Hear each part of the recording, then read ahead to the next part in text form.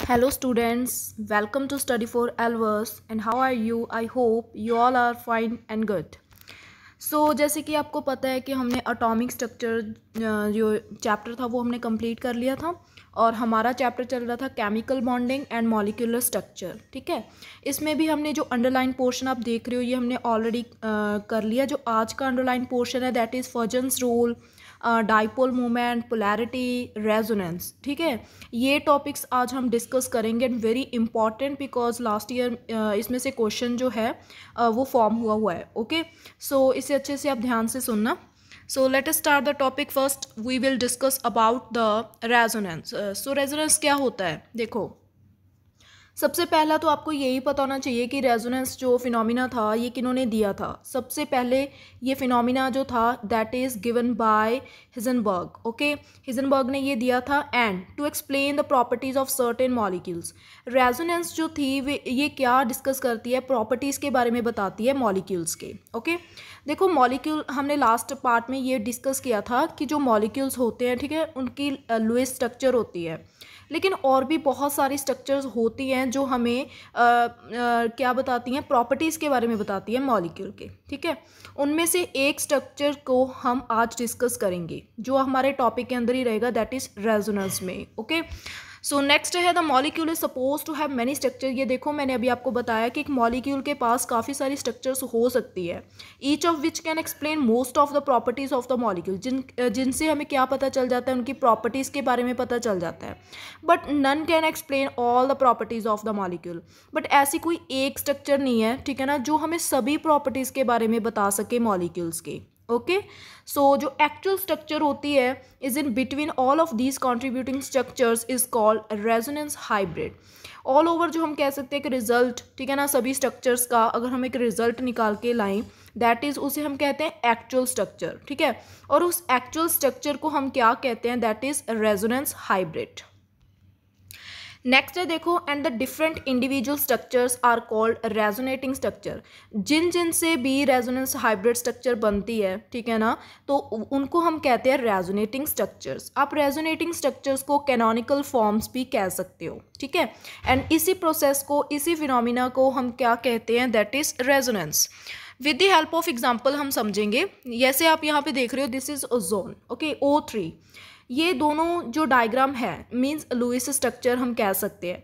Lewis structure ये दोनों हम बना सकते हैं। ठीक है, आइदर डबल बॉन्ड आप इधर लगा लो चाहे उधर लगा लो। ठीक है, ये दोनों को हम क्या कहेंगे? रेजोनेटिंग स्ट्रक्चर कहेंगे, या फिर इसे हम कैनोनिकल स्ट्रक्चर कहेंगे। ठीक है, यहाँ पे आप क्या देख रहे हो? जो बॉन्ड लेंथ है, जैसे डबल बॉन्ड है, सिंगल बॉन्ड है, ठीक है, यहाँ पे जो बॉन्ड लेंथ है वो अनइक्वल है। ठीक है, इक्वल नहीं कहेंगे हम।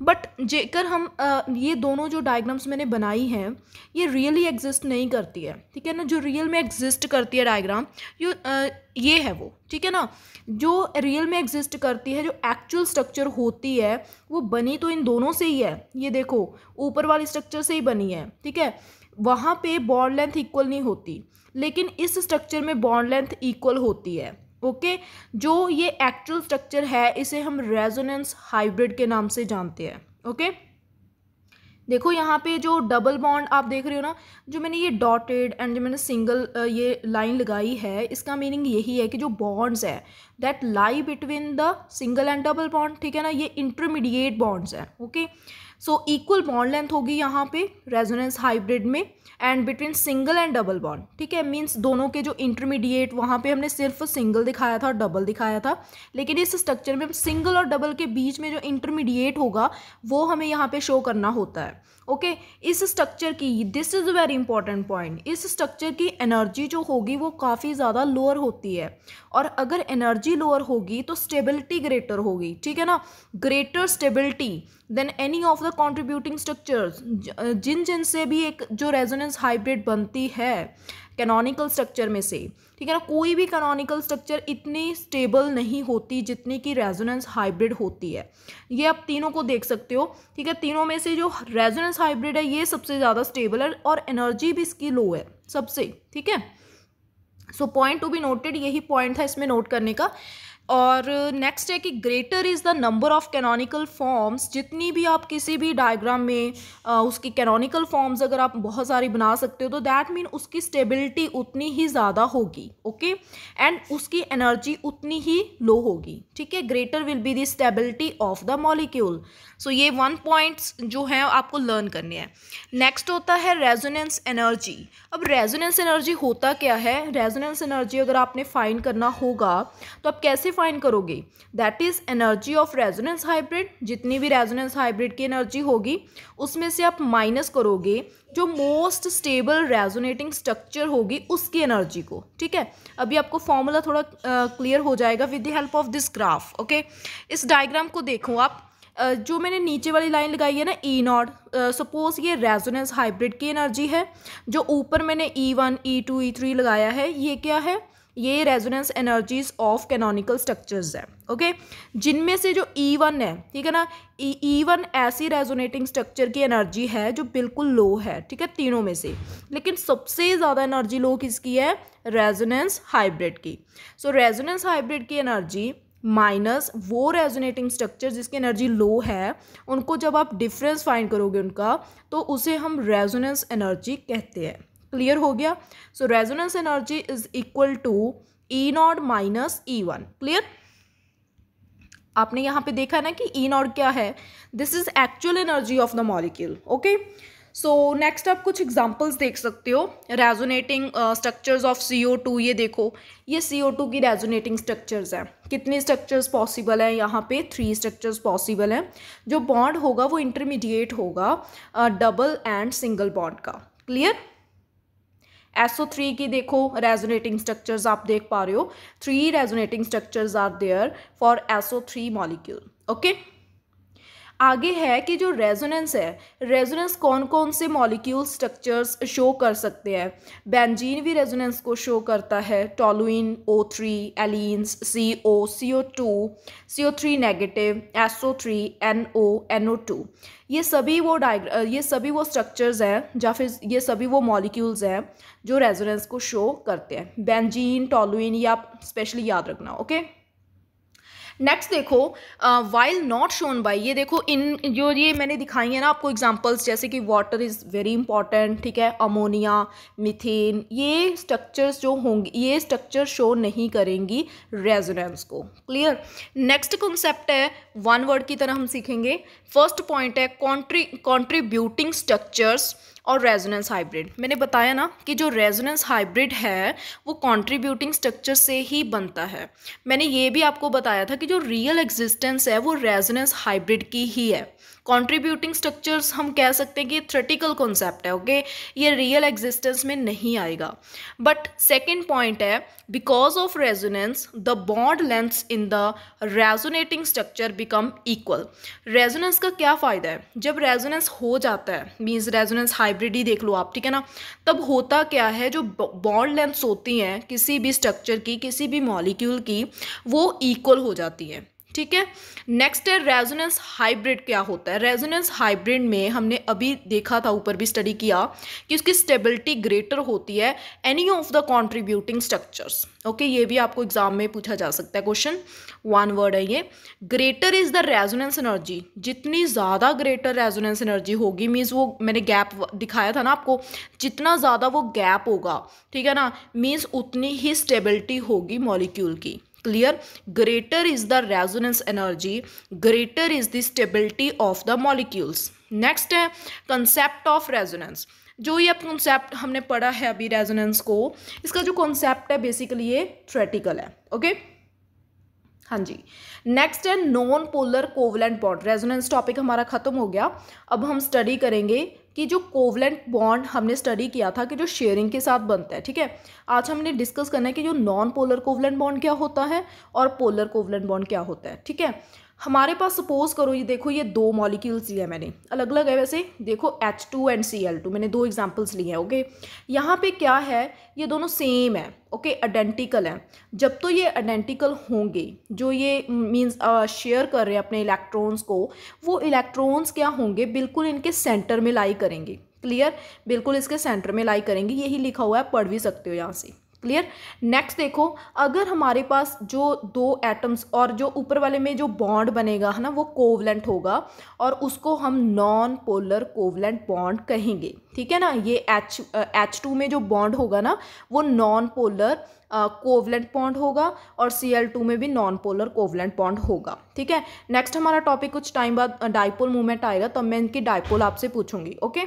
सो नेक्स्ट देखो, but of if atoms are different, अगर एटम डिफरेंट है, सपोज एक H है दूसरा क्या है Cl है, तो इसमें प्रॉब्लम होती है, इसमें क्लोरीन को ना बहुत प्रॉब्लम होती है, ठीक है। होता क्या है, क्लोरीन जो है ना वो यहाँ पे इलेक्ट्रोनेगेटिविटी क्या है क्लोरीन की ज़्यादा है, ठीक है ना। मीन्स इसके इलेक्ट्रॉन को अट्रैक्ट करने की जो टेंडेंसी है वो हाइड्रोजन के कंपैरिजन में ज़्यादा है। तो इलेक्ट्रॉन पेयर जो होंगे मीन्स इलेक्ट्रॉन पेयर जो होंगे, इसमें मैंने 6 लगाया, आप यहाँ पे 7 लगा लेना, ठीक है, गलती से 7 आएगा क्लोरीन के अराउंड, ठीक है। तो ये जो शेयरिंग वाले इलेक्ट्रॉन्स होंगे क्लोरीन की तरफ मूव करेंगे टूवर्ड दैट, ओके। सो जहाँ पे जो बॉन्ड बनेगा कोवलेंट बॉन्ड बनेगा तो सही, क्योंकि शेयरिंग के साथ बॉन्ड बन रहा है, बट वो कोवलेंट बॉन्ड को हम पोलर कोवलेंट बॉन्ड कहेंगे। क्लियर हो गया ये। And chlorine will experience, okay, ये तो हो गया। अब ये मैंने लाइन क्या लिखी है, जब क्लोरीन के साथ जो इलेक्ट्रॉन आ जाएंगे, ठीक है, तो क्लोरीन को ऐसा लगेगा कि वो ज़्यादा नेगेटिव हो गया, ठीक है ना, पहले से ज़्यादा नेगेटिव हो गया, मोर, वो उसे ऐसा लगेगा मोर नेगेटिव। बट जो हाइड्रोजन था उसे भी कुछ एक्सपीरियंस होगा, उसे ये लगेगा कि मैंने अपनी थोड़ी नेगेटिविटी खो दी, क्लियर ना, उसे थोड़ा पॉजिटिव फील होएगा। क्लियर हो गया। सो नेगेटिव उसने खो दिया, अगर उसने नेगेटिव कुछ खो दिया तो उसे थोड़ा सा पॉजिटिव फील होएगा।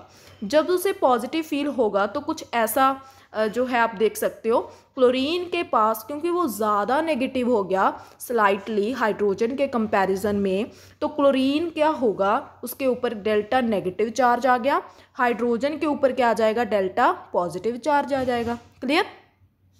सो मेन पॉइंट इसमें डिस्कस करने वाला कौन सा है कि such molecules having two oppositely charged poles, यहाँ पे हमने 2 एटम्स लिए थे, वो भी डिफरेंट लिए थे, डिफरेंट उनकी इलेक्ट्रोनेगेटिविटी थी, तो इनको हम पोलर मॉलिक्यूल्स कहते हैं। क्लियर हो गया आज की पोलर मॉलिक्यूल्स कौन से होते हैं।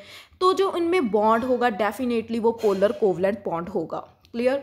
नेक्स्ट देखो, more the difference between electronegativities of the atom greater will be the polarity. अब ये पोलर तो है, ठीक है, बट कितने पोलर हैं वो डिपेंड करेगा इनकी इलेक्ट्रोनेगेटिविटी में।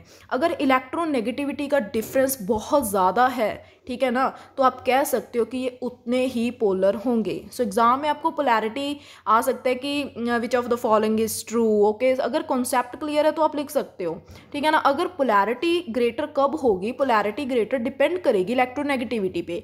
Higher the electronegativity, higher the difference कह सकते हो, greater will be the polarity. अब आप देखो इसमें क्या होगा, H पे आ गया पॉजिटिव चार्ज, क्लोरीन पे आ गया नेगेटिव चार्ज। 2 एटम्स जब उन पे ऑपोजिट चार्ज हो, उनको हम और सम डिस्टेंस के साथ वो सेपरेट हों, तो उसे हम डाइपोल कहते हैं, ठीक है। ये HCl एक डाइपोल की एग्जांपल है, ओके। इसका नाम रख दिया हमने डाइपोल, ओके। सो डाइपोल मूवमेंट क्या होता है, अभी मैंने बताया ना पोलैरिटी, जो पोलैरिटी को चेक करेगा कि किसी मॉलिक्यूल के पास कितनी पोलैरिटी है, ठीक है ना, whether it is higher polar और लेस पोलर। सो वो चेक करेगा dipole movement, okay. Dipole movement आप कह सकते हो कि हेड है पोलैरिटी का, ठीक है ना, पोलैरिटी को चेक करता है, ठीक है ना, पोलैरिटी का डॉक्टर है। क्लियर। सो डाइपोल मूवमेंट जो होगा, it gives an idea about the extent of polarity in a covalent molecule। अब डाइपोल मूवमेंट अगर आपको कोई न्यूमेरिकल आ जाए तो आप कैसे फाइंड करोगे, सिंपल सा न्यूमेरिकल हो, आपको चार्ज दिया हो, ठीक है ना, कि चार्ज इतना है दोनों पे, एंड आपको जो है डिस्टेंस दिया हो 2 एटम्स के बीच में, तो जस्ट आपने उनको प्रोडक्ट करना है, ठीक है, या वहाँ से आप डाइपोल मूवमेंट निकाल सकते हो। एंड डाइपोल मूवमेंट जो होगा, इसके जो यूनिट्स होते हैं दैट इज़ डिबाई, जिनको हम डिनोट करते हैं डी के साथ। एंड 1D जो होगा, if you want to find in the electrostatic unit, then you have to multiply by 1 into 10 raised to power minus 18, okay। So you will convert them into the electrostatic unit centimeter। or one of the main thing is that dipole moment is vector quantity। तो ये vector quantity होती है भाई, okay। सो next है कि represented by small arrow, dipole moment को हम एक एरो के साथ डिनोट करते हैं। इस एरो में एक तो होता है हेड, दूसरा होता है टेल। अब ये टेल हेड किसको रिप्रेजेंट करते हैं, ये मेन थिंग होती है, ठीक है, बिल्कुल बेसिक है ये। जो तो होगी भाई tail, small arrow will with tail at the positive centre, हमने अभी स्टडी किया था ना कि एंड हेड जो होगा वो किसकी तरफ पॉइंट करेगा, toward the negative head. Okay, जो हेड यहाँ पे आप देख पा रहे हो, हेड है आपका नेगेटिव की तरफ और जो टेल है वो है आपके पॉजिटिव की तरफ। ओके, एच हमारा पॉजिटिव था तो उधर टेल है, क्लोरीन हमारा नेगेटिव था तो उधर क्या है, हेड है। इसको रिप्रेजेंट ऐसे ही किया जाता है। जितनी भी इलेक्ट्रोनेगेटिविटी डिफरेंस होगा, मैंने अभी बताया था कि जितना भी इलेक्ट्रोनेगेटिविटी डिफरेंस होगा दोनों में, उतना ही ज़्यादा उसकी पोलैरिटी होगी। बिल्कुल, अगर उसकी पोलैरिटी ज़्यादा होगी तो ऑब्वियसली उसका डाइपोल मोमेंट भी तो ज़्यादा ही आएगा ना, मोर आएगा। सो यहाँ पे आप देख सकते हो HF, HCl, HBr, HI। You know जो F is more electronegative than iodine. So अगर HF में इलेक्ट्रोनेगेटिविटी डिफरेंस बहुत ज़्यादा है तो ऑब्वियसली ये पोलर ज़्यादा होंगे। आपको पोलैरिटी भी आ सकती है कि पोलैरिटी ऑर्डर सही क्या है, करेक्ट ऑर्डर बताओ, ठीक है ना, वहाँ पे आपको ऑर्डर्स दिए हो सकते हैं, तो आपने ये ही करेक्ट आंसर आएगा इसका, बिकॉज F जो है इलेक्ट्रोनेगेटिविटी की ज़्यादा है। सो यू कैन से तो डाइपोल मोमेंट भी इसका क्या होगा, ज़्यादा होगा। नेक्स्ट आप देख सकते हो डाइपोल मोमेंट ऑफ CO2। ये इंपॉर्टेंट क्वेश्चन है, यही से क्वेश्चन बना हुआ था लास्ट ईयर का। डाइपोल मोमेंट ऑफ CO2 देखो ज़ीरो होता है वैसे इसका, क्यों, मेन रीज़न इज स्ट्रक्चर। इसकी जो स्ट्रक्चर होगी ना वो आप देख रहे हो लीनियर। कार्बन जो है, ठीक है ना, कार्बन के कंपैरिजन में ऑक्सीजन इज़ मोर इलेक्ट्रोनेगेटिव। अगर ऑक्सीजन मोर इलेक्ट्रोनेगेटिव है तो ऑक्सीजन की तरफ देखो आप, एरो है, ठीक है ना, हेड है, उधर भी हेड है, दोनों डाइपोल जो हैं वो कैंसिल हो चुके हैं, एक दूसरे के इफेक्ट को कैंसिल कर दिया। एंड CO2 की लीनियर डायग्राम होने की वजह से इसका जो मीन्स क्या आ जाएगा, इसका डाइपोल मोमेंट ज़ीरो। CO2 अगर किसी मॉलिक्यूल का डाइपोल मोमेंट ज़ीरो आ जाता है उसे हम नॉन पोलर कहते हैं, ठीक है। नॉन पोलर का हमेशा जो होगा डाइपोल मोमेंट वो ज़ीरो ही होगा, ठीक है। पोलर का क्या होगा, उसका कोई ना कोई डाइपोल मोमेंट होगा, ठीक है। और देखो आप ये CO2 ये सिमेट्रिकल है, ठीक है ना, और आप ये भी कह सकते हो कि अगर सिमेट्रिकल है तो भी यहाँ पे हम लिटिल बिट कह सकते हैं कि इसका डाइपोल मोमेंट ज़ीरो होगा। नेक्स्ट देखो dipole moment of water. Water का कुछ ना कुछ डाइपोल मोमेंट होता है, वो भी इसकी डिपेंड करेगा स्ट्रक्चर पे। जो आप देख पा रहे हो ना, हाइड्रोजन ऑक्सीजन, हाइड्रोजन आप देख पा रहे हो कि हाइड्रोजन जो है वो लेस इलेक्ट्रोनेगेटिव होगा ऑक्सीजन के कंपैरिजन में। दोनों डाइपोल मोमेंट जो है उनका हेड ऑक्सीजन की तरफ है और ये दोनों जो है डाइपोल ऐड होंगे, ऐड होके हमें कुछ ना कुछ रिजल्टेंट डाइपोल मोमेंट तो देंगे। आप इसका लर्न करो कि वाटर का जो डाइपोल मोमेंट होता है वो 1.84 डाइपोल होता है, ठीक है। नेक्स्ट है आप 1.8 ऐसे भी लर्न कर सकते हो, लाइक जैसे कि 18 ग्राम होते हैं ना वाटर का मास, 18 वहाँ पे 18 होता है, तो ऐसे कुछ लर्न कर लो, ठीक है। 1.8 ही है यहाँ पे। Dipole moment of beryllium fluoride, ये भी बिल्कुल सेम एज कंपैरिजन टू अगर हम देखें CO2 के, है ना, उसके साथ ही कंपेयर करो इसको भी, तो वहाँ पे भी ज़ीरो आया था। इसकी भी जो डायग्राम होगी, जो स्ट्रक्चर होगी वो भी लीनियर होगी, इसका डाइपोल मोमेंट क्या होगा, ज़ीरो ही होगा, ठीक है। नेक्स्ट है डाइपोल मोमेंट ऑफ BF3। देखो स्ट्रक्चर देखो BF3 की, जो सभी डाइपोल्स हैं वो एक दूसरे से अवे जा रहे हैं और यहाँ पे मेन प्रॉब्लम है सिमेट्री, ठीक है ना, यहाँ पे सिमेट्रिकल डायग्राम है, तो सिमेट्रिकल डायग्राम की वजह से जो डाइपोल मोमेंट है वो ज़ीरो आएगा। ओके, नेक्स्ट देखो dipole moment of NH3 molecule. NH3 जो मॉलिक्यूल होगा उसके जो होगी पिरामिडल स्ट्रक्चर होती है, ठीक है। NH3 की पिरामिडल स्ट्रक्चर की वजह से जो इसका म्यू है 1.47 डिबाई आएगा। डाइपोल मोमेंट अगर हम बात करें मीथेन की, CH4, ओके, या फिर आप कह सकते हो कार्बन टेट्राक्लोराइड की, तो इनमें क्या होगा, इनका डाइपोल मोमेंट भी ज़ीरो होगा ड्यू टू सिमेट्री। अब डायग्राम बना के देख सकते हो मीथेन की, उसमें सिमेट्री बनती है, कार्बन टेट्राक्लोराइड में भी सिमेट्री बनती है। सेंटर में से आप लाइन पास करोगे जैसा लेफ्ट में वैसे ही आपको राइट में दिखाई देगा, ठीक है ना। सो वहाँ पे सिमेट्री की वजह से डाइपोल मोमेंट क्या आ जाएगा, ज़ीरो। सो ये मैंने वो मॉलिक्यूल्स लिखे हैं, आप डायरेक्टली लर्न कर लीजिए जिनका डाइपोल मोमेंट ज़ीरो होता है, ठीक है। डाइपोल मोमेंट होता है 0 H2 का, CO2 का। यस, मैंने बताया था ना आपको कि मैं आपसे पूछूंगी। मैंने आपको समझाया था H2 Cl2 वो क्या है, ठीक है ना, वो नॉन पोलर है। ओके, वो नॉन पोलर थे ना, क्योंकि उनमें नॉन पोलर कोवलेंट बॉन्ड बना था। जो नॉन पोलर होंगे उनका डाइपोल मोमेंट 0 होता है। सो क्लियर कर लो जी अभी, ठीक है। सो CO2, beryllium fluoride, BF3 and CH4 ये कॉमन है। कॉमन तो एटलीस्ट आपको इनका डाइपोल मोमेंट तो आपको पता होना चाहिए। नेक्स्ट है डाइपोल मोमेंट। अब डाइपोल मोमेंट काम क्या क्या करता है, इसकी क्या इंपॉर्टेंस है, ठीक है ना। सबसे पहला तो ये है कि अगर हम डाइपोल मोमेंट हमको फाइंड करना आता है तो हम ये भी डिस्टिंग्विश कर सकते हैं कि कौन से मॉलिक्यूल पोलर है और कौन से मॉलिक्यूल नॉन पोलर है। कैसे पता चलेगा, ठीक है। दो तरह के मॉलिक्यूल्स हो सकते हैं, या तो होंगे नॉन पोलर या होंगे पोलर। Very simple. अब जब आप डाइपोल मोमेंट फाइंड करोगे तभी डाइपोल मोमेंट अगर 0 आ गया तो वो नॉन पोलर है, अगर 0 ना आया तो वो पोलर है। Very simple. ओके, सो ये कुछ एग्जांपल्स हैं, you can learn. Okay, next है dipole moment tells us about the polarity of the molecule. बिल्कुल, हमने यही स्टडी किया था कि जो डाइपोल मोमेंट है वो हमें पोलैरिटी के बारे में बताता है।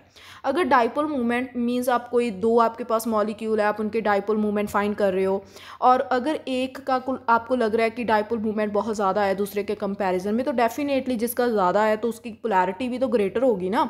Higher dipole moment higher greater will be the polarity. आप यहाँ पे एग्जाम्पल के तौर पे देख सकते हो HF HCl।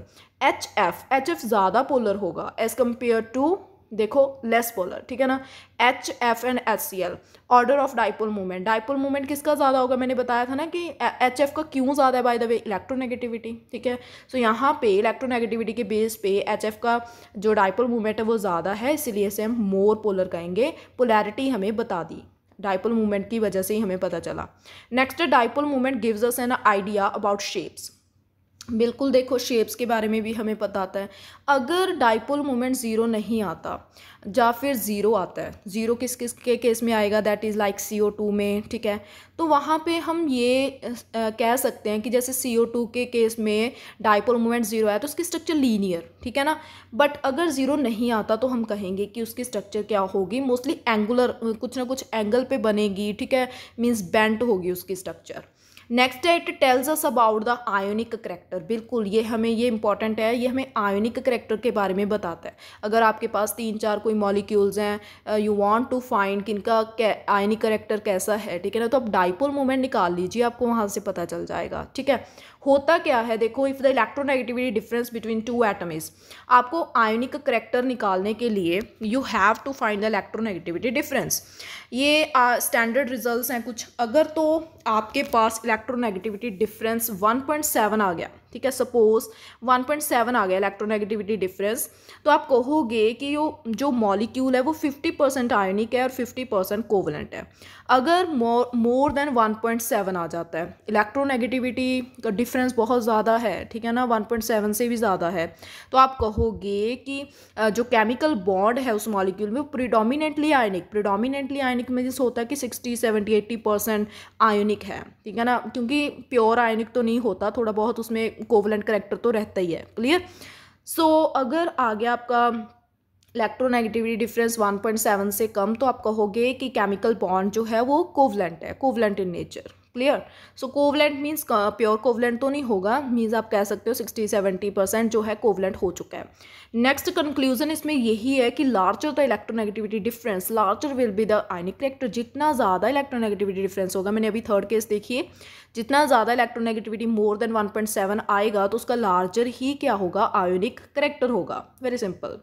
Dipole moment also help us to distinguish between, और क्या काम करता है भाई डाइपोल मोमेंट, ये करता है सिस एंड ट्रांस आइसोमर्स को differentiate.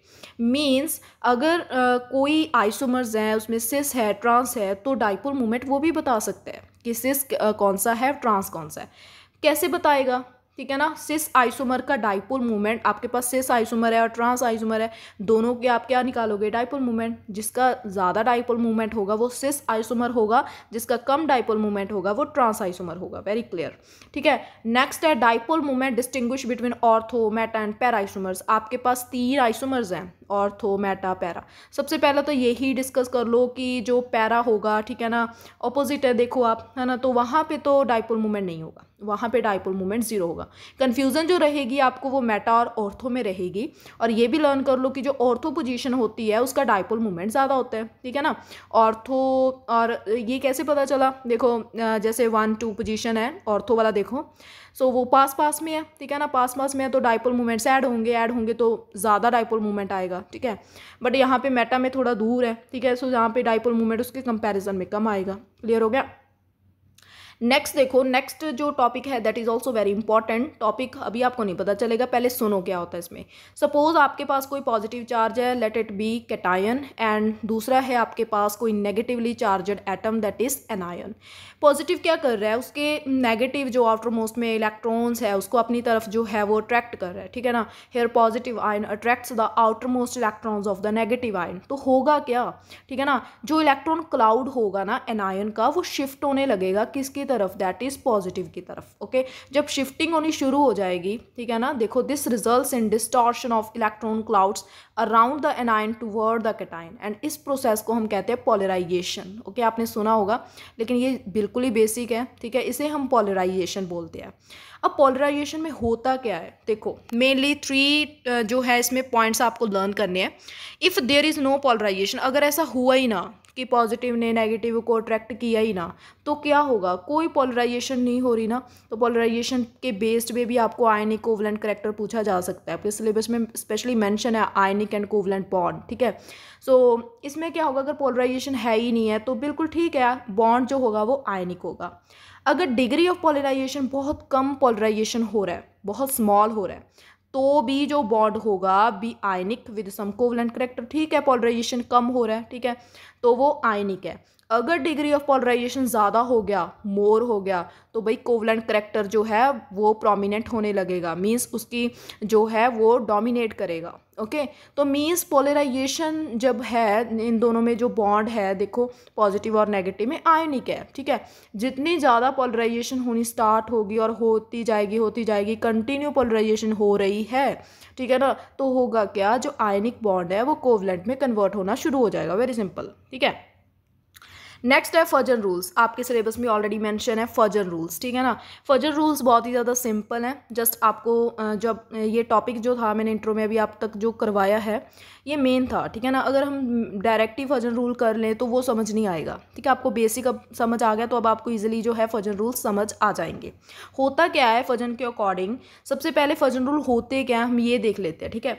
The tendency of the cation to polarize and the polarizability of the anion are summarized in the following rules हैं कुछ पोलराइजेशन के, इनको ही हम डिस्कस करेंगे अभी। कहते हैं कैटायन की कितनी टेंडेंसी है एनायन को पोलराइज करने की, एंड एनायन की कितनी टेंडेंसी है पोलराइज होने की, ठीक है ना। ये सब कुछ किस में बताया गया है फजन रूल्स में। सबसे पहला रूल है साइज के बेस पे, ठीक है ना, वेरी सिंपल। कहते हैं जितना भी छोटा कैटायन होगा, स्मॉलर होगा ना, उतनी उसमें पोलराइजिंग पावर ज़्यादा होगी, ठीक है ना। छोटा है लेकिन काम बहुत करता है, ठीक है, means smaller the size of cation greater is its polarizing power, more covalent character. अभी तो बताया मैंने कि अगर पोलराइजेशन ज़्यादा हो जाएगी तो उसमें कोवलेंट करैक्टर आना शुरू हो जाएगा ना, सो सेम ही तो है, ठीक है ना। अगर कैटायन का साइज छोटा है तो वो उतनी ज़्यादा पोलराइजेशन करेगा, और उतनी ज़्यादा पोलराइजेशन होगी तो उतना ज़्यादा कोवलेंट करैक्टर आएगा। क्लियर। सो एग्जाम्पल के तौर पे देख लो, आपको एग्जाम में तो एग्जाम्पल्स ही मोस्टली बनती हैं, इसमें कॉन्सेप्ट हमें आना चाहिए। लिथियम क्लोराइड है एंड NaCl KCl, वहाँ पे पूछा जाएगा आपको कि इसमें से सबसे ज़्यादा कोवलेंट करैक्टर किस में है।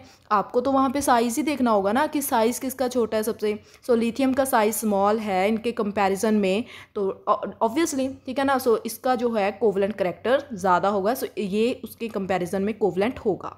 क्लियर हो रहा है ना आपको, लाइक कर दीजिए। Large size of the anion, तो इसमें क्या होगा, अब लार्ज साइज, ठीक है, कैटायन छोटा होना चाहिए लेकिन छोटे भैया और बड़े भैया, ठीक है ना, एनायन क्या होना चाहिए, बड़ा होना चाहिए। तो दैट मीन अगर पोलराइजेशन साइज एनायन का बड़ा होगा तो पोलराइजेशन इंक्रीज होगी, with increase in the size of the that is anion आएगा यहाँ पे, एनायन कोवलेंट करैक्टर भी इंक्रीज होगा, ठीक है जी। सो एग्जाम्पल के तौर पे देखो आप, lithium iodide lithium bromide, lithium chloride and lithium fluoride. आप यहाँ से देख सकते हो, पेपर में आपको ऐसे ही ऑर्डर आएगा और पूछेंगे कि इसमें से कोवलेंट करैक्टर जो है, कोवलेंट बॉन्ड जो है, ठीक है ना, वो किसका ज़्यादा है। सो मोर आपको यही देखना होगा कि लिथियम तो सेम है, ठीक है ना, कैटायन की तो यहाँ पे कोई गलती नहीं है, लेकिन आपको एनायन देखना होगा। एनायन का साइज जिसका ज़्यादा होगा वही क्या होगा, लार्ज साइज का ही पोलराइजेशन उसी केस में ज़्यादा होगी और उसी के पास कोवलेंट करैक्टर ज़्यादा होगा। नेक्स्ट है, अब हम साइज की बात तो हो गई, लेकिन अब हम चार्ज की बात कर लेते हैं, ठीक है।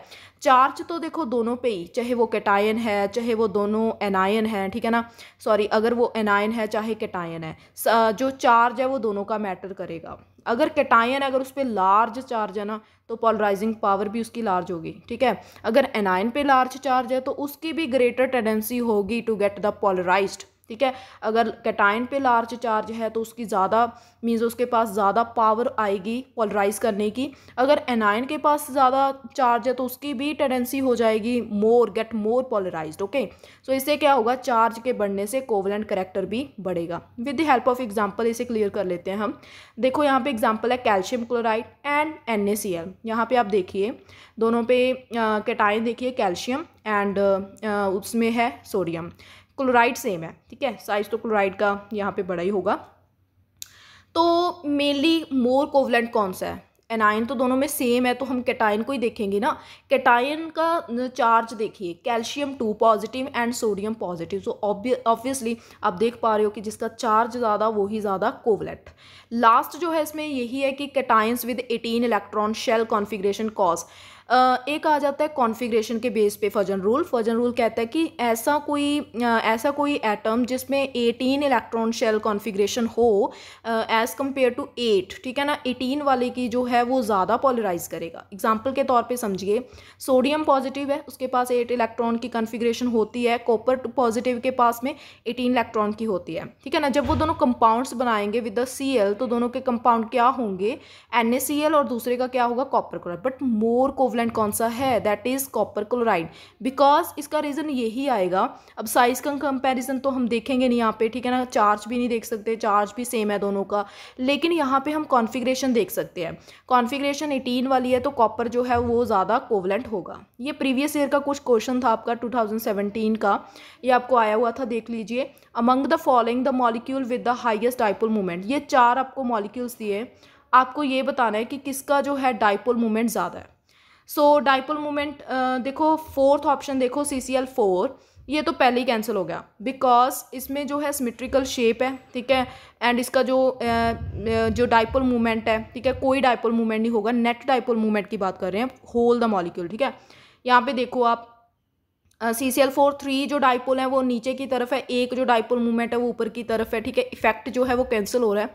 सो डाइपोल मूवमेंट 0। लेकिन अब आ गया फर्स्ट सेकंड थर्ड, इनके डाइपोल मूवमेंट्स तो होंगे, लेकिन हमने ये बताना है कि हाईएस्ट डाइपोल मूवमेंट किसका होगा। सो ये है dipole movement in decreasing order, ठीक है, मीन्स सबसे ज़्यादा जो डाइपोल मूवमेंट होगा वो फर्स्ट ऑप्शन देखिए CH3Cl का होगा। CH3Cl का सबसे ज़्यादा होगा as compare to CH2Cl, CHCl3। Reason क्या आएगा, रीज़न देख लेते हैं। सबसे पहली डायग्राम देखो, सबसे पहले आप देखो डाइपोल मूवमेंट को मैंने शो किया है, यहाँ पे कार्बन है, कार्बन जो है वो H के कंपैरिजन में क्या है, दैट इज़ मोर इलेक्ट्रोनेगेटिव। सो वहाँ पे क्या आ जाएगा, डेल्टा नेगेटिव चार्ज, ठीक है। क्लोरीन भी delta negative charge, okay. Carbon और क्लोरीन को कंपेयर करो तो क्लोरीन ज़्यादा, ठीक है ना, इलेक्ट्रोनेगेटिव है तो हेड उसकी तरफ जाएगा।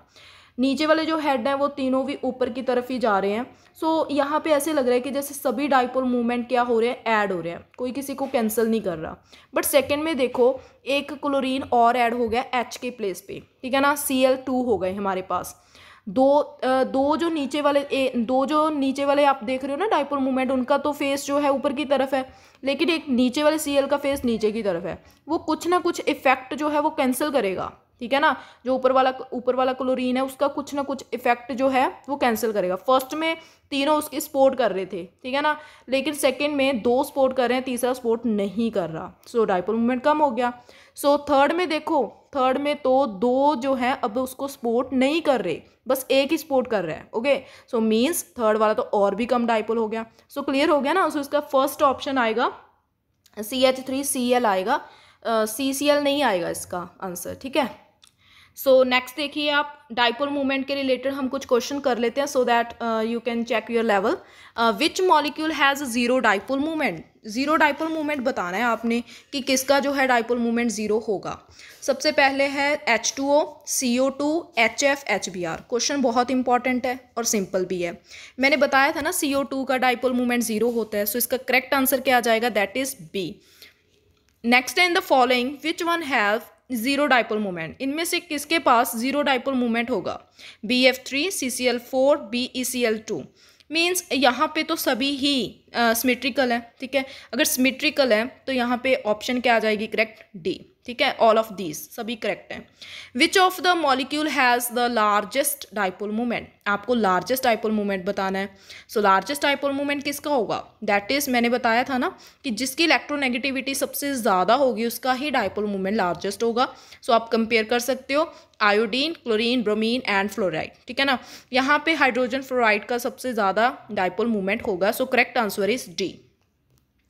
फोर्थ क्वेश्चन को आप लीव कर दो अभी। फिफ्थ क्वेश्चन देखो, विच of the following will show least dipole character, इसमें से सबसे कम जो डाइपोल करेक्टर है किसका कम होगा, ये आपने खुद से सॉल्व करना है, ठीक है। सॉल्व करके आपने जो है टेलीग्राम ग्रुप में सॉल्व करके बताना है और कमेंट बॉक्स में आपने इसका ऑप्शन आंसर लिखना है, ठीक है। सो नेक्स्ट है विच of the following molecule will show dipole movement, dipole movement in चारों में से कौन शो करेगा, मीन्स 3 तो ऐसे हैं जो शो नहीं करेंगे, ठीक है। सो सबसे पहले इसका आंसर आ जाएगा, दैट इज, आंसर नहीं अभी बताओ, मीथेन, मीथेन तो सिमेट्रिकल है, सो इसका dipole movement zero. Carbon tetrachloride, ये भी सिमेट्रिकल है, ये भी जीरो। कार्बन डाइऑक्साइड, ये लीनियर है, इसका डाइपोल मूवमेंट भी जीरो। सो क्लोरोफॉर्म जो है, यही एक हुई है लास्ट ईयर में भी क्वेश्चन जो अभी मैंने डिस्कस करवाया उसमें क्लोरोफॉर्म थी जिसका सबसे हाईएस्ट था। सो क्लोरोफॉर्म का आंसर आ जाएगा इसका सिक्स्थ का सी, ठीक है। So which of the following compounds possesses the dipole movement, इनमें से कौन जो है डाइपोल मूवमेंट पोजेस करेगा, water, benzene, boron trifluoride, carbon tetrachloride. अभी मैंने बताया कि बेंजीन तो सिमेट्रिकल होगी, ठीक है ना, ये जीरो होगा इसका dipole movement. Boron trifluoride again आ गया, ठीक है, ये भी जीरो होगा। कार्बन टेट्राक्लोराइड अगेन CCl4, ये तो जीरो होगा। सो सेवंथ का ए, वाटर का जो है वो डाइपोल मूवमेंट होता है। आपको तो एक्जैक्टली ऐसे लर्न करना है कि वाटर का तो डाइपोल मूवमेंट होता ही है, ठीक है ना। सो नेक्स्ट है कि which of the following has a high polarizing power, इसमें से आपको बताना है कि किसकी जो है पोलराइजिंग पावर सबसे ज़्यादा है। हायर द चार्ज, ठीक है ना, जिसका चार्ज सबसे ज़्यादा होगा वही पोलराइज ज़्यादा करेगा। सो वेरी सिंपल, इसका आंसर क्या आ जाएगा, B, B is the correct answer. Maximum covalent character किसका होगा, इनमें से मैक्सिमम कोवलेंट करेक्टर आपने बताना है, that is sodium iodide and magnesium iodide, aluminium chloride या फिर ऑल। बताओ कि कोवलेंट करेक्टर सबसे ज़्यादा किस में होगा, ठीक है। सो यहाँ पे जो करेक्ट आंसर है दैट इज़ ऑल, ठीक है, सभी का ही होगा, ठीक है, सभी का जो है मैक्सिमम कोवलेंट करेक्टर यहाँ पे रहेगा। नेक्स्ट है polarisability of halide ions increases in the order, सबसे ज़्यादा आपने पोलराइजेबिलिटी बतानी है कि हैलाइड आयंस में किसकी इंक्रीजिंग ऑर्डर में लिखना है आपको। मैंने बताया था ना आपको कि हैलाइड आयंस में जो साइज़ देखो, आयोडीन का साइज़ है यहाँ पे, ठीक है, जितना साइज़ ज़्यादा होगा एनायन का, एनायंस है ना ये, एनायंस का जितना ज़्यादा साइज़ होगा उतना ही वो अपने आप को पोलराइज करवाएंगे, ठीक है ना। पोलराइजेबिलिटी करवाने की जो टेंडेंसी है उनकी वो इंक्रीज हो जाती है। So D is the correct answer, okay. According to Fajans rule covalent bond is favoured by, so 17 का करेक्ट आंसर जो है कौन सा इनमें से फेवर करेगा, हमने इन्होंने क्या बताया है साइज़ के बारे में। सो साइज़ देख लीजिए, हमने साइज़ क्या डिस्कस किया था, कैटायन स्मॉल होना चाहिए, एनायन क्या होना चाहिए, लार्ज होना चाहिए। So small cation, large anion, so this is the correct answer, okay. So this is all about your part number 2 chemical bonding. And अगर आपको वीडियो पसंद आई हो तो वीडियो को लाइक ज़रूर कीजिए, ठीक है, सब्सक्राइब कीजिए चैनल को एंड अच्छी अच्छी वीडियोज़ पाएँ, ठीक है। सो thank you students, thank you for watching, thank you a lot.